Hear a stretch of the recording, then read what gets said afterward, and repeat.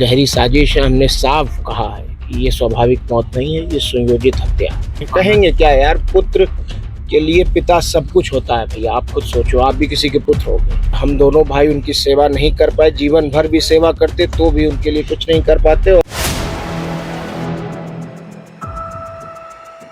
पिछले महीने 28 मार्च को 5 बार के विधायक मुख्तार अंसारी की बांदा जेल में हार्ट अटैक से मौत हो गई थी, जिसके बाद बांदा जेल प्रशासन और बीजेपी सरकार सवालों के घेरे में है।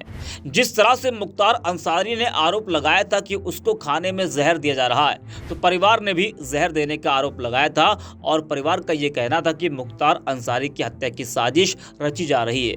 उसके बाद मुख्तार की मौत हो जाना अपने आप में कई सवाल खड़े करता है। हालांकि पोस्टमार्टम रिपोर्ट में मुख्तार अंसारी की मौत की वजह हार्ट अटैक बताई गई है, लेकिन फिर भी परिवार इसे हत्या ही बता रहा है। बता दें कि मुख्तार अंसारी की मौत के बाद विपक्ष के तमाम नेता अंसारी परिवार से मिलने जा रहे हैं। बेटे उमर अंसारी ने पिता की मौत पर कई सवाल खड़े किए हैं। मुख्तार अंसारी के छोटे बेटे उमर अंसारी सपा नेताओं के साथ पिता की कब्र पर पहुंचे। इस दौरान गाजीपुर के सपा विधायक जय किशन साहू और सकलडीहा व चंदौली से सपा विधायक प्रभु नारायण यादव भी साथ थे। सपा विधायक ने समर्थकों संग मुख्तार की कब्र पर पहुंचकर संवेदनाएं व्यक्त की। इस दौरान मुख्तार के बेटे ने कहा कि जेल में खाने में जहर की बात पिता ने बताई थी। कोई व्यक्ति जो बिल्कुल फिट हो अचानक खाना खाने के बाद बीमार हो जाए। उमर ने कहा कि जेल में जब पिता बेहोश होकर गिर गए तो उनको बांदा मेडिकल कॉलेज के आईसीयू में भर्ती किया गया। कोई आईसीयू में स्वस्थ भी हो जाता है तो उसे ऑब्जर्वेशन में रखा जाता है। हमारे आरोप साबित होते जा रहे हैं। उमर अंसारी ने कहा कि 28 को मेरी उनके इंतकाल के 3 घंटे पहले वार्ता हुई थी, जिसका ऑडियो वायरल है। मैं बोल रहा हूं कि ये स्वाभाविक मौत नहीं है, ये सुनियोजित हत्या है। तो उमर अंसारी कह रहे हैं कि यह हत्या है। बहरहाल इस पूरे मामले की जांच चल रही है। जांच में क्या कुछ निकल कर आता है, इसका इंतजार करना होगा। वहीं जेल में बंद बड़े भाई से हालिया मुलाकात पर उमर ने कहा कि हमारे बड़े भाई विधायक हैं, वो नहीं आ पाए, लेकिन उम्मीद है कि 40वें से पहले वो आ जाए। पिता सब कुछ होता है। एक पुत्र अपने पिता के लिए कुछ कर नहीं सकता। वे गरीबों की मदद करते थे, उनकी लड़ाई लड़ते थे। वो मेरे लिए रास्ता छोड़ गए हैं। गरीबों को लामबंद करके उनकी मदद करेंगे। क्या कुछ कहा उमर अंसारी ने, आपको सुनाते हैं। नहीं, आरोप मैंने नहीं, आरोप तो खुद पिताजी ने ही लगा दिया था। 19 तारीख को उन्हें जहर दिया गया, 21 तारीख को उन्होंने मनी न्यायपालिका में कह दिया। हम तो उनके बाद कहना हमने शुरू किया।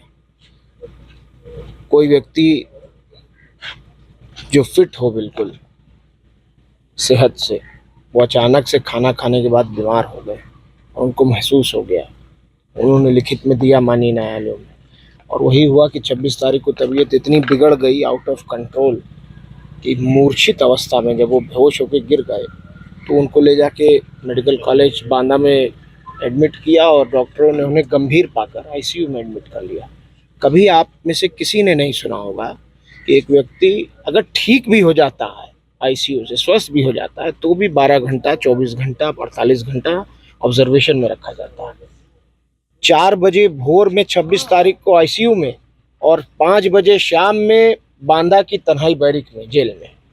कहीं सोचा है किसी ने ऐसा हो सकता है? कुछ नहीं। तो इसलिए इल्ज़ाम तो जो हमने लगाए हैं वो तह बतह अब खुलते जा रहे हैं, तह बतह वो साबित होता जा रहा है। और एक दिन उन्होंने किसी तरह गुजारा है।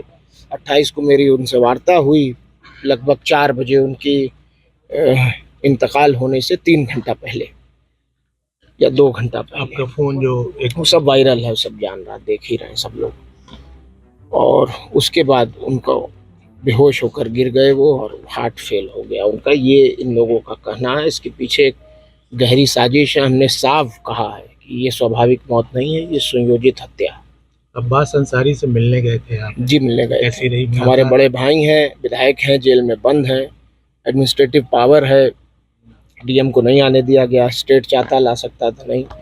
इत्तेफाक था कि माननीय उच्चतम न्यायालय सुप्रीम कोर्ट बंद थी, वरना निश्चित रूप से वो यहाँ होते उस दिन, कि मुझे यकीन है अपनी न्यायपालिकाओं पर।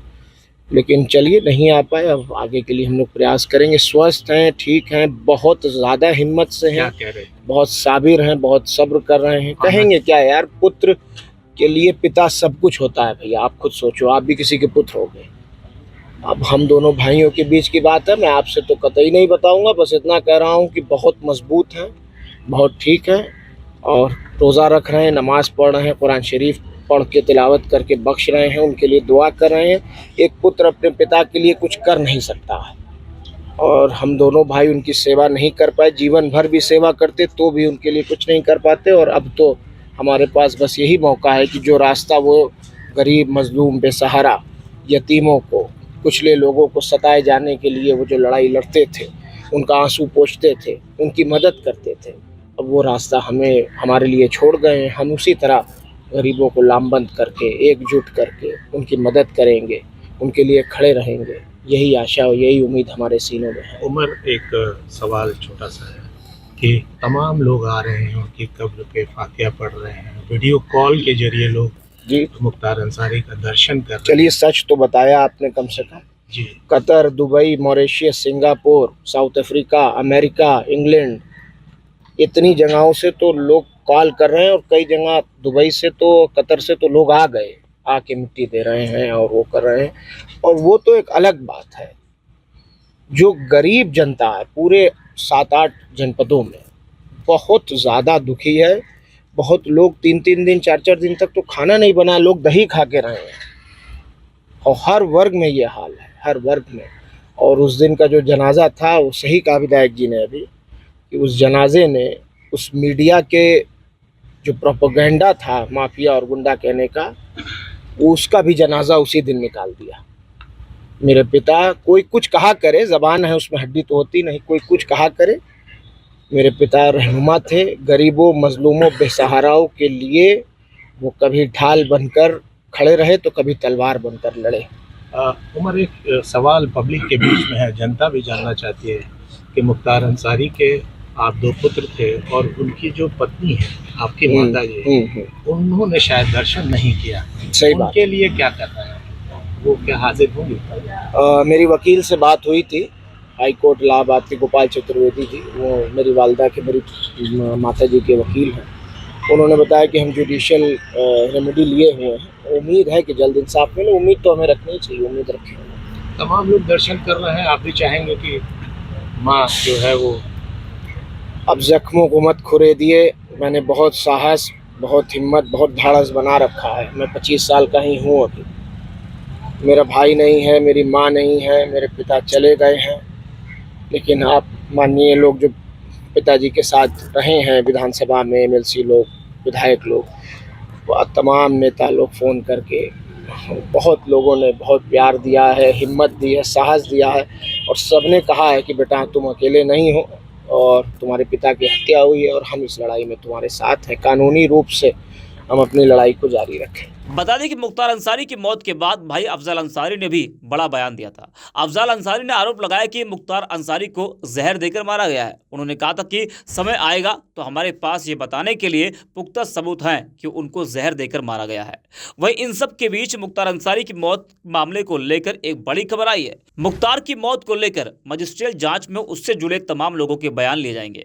अपर जिलाधिकारी ने इससे संबंधित विज्ञप्ति जारी कर दी है। विज्ञप्ति के मुताबिक मुख्तार अंसारी की मौत के मामले में जो भी अपने साक्ष्य बयान दर्ज कराना चाहे, उन्हें 15 अप्रैल तक का समय दिया गया है।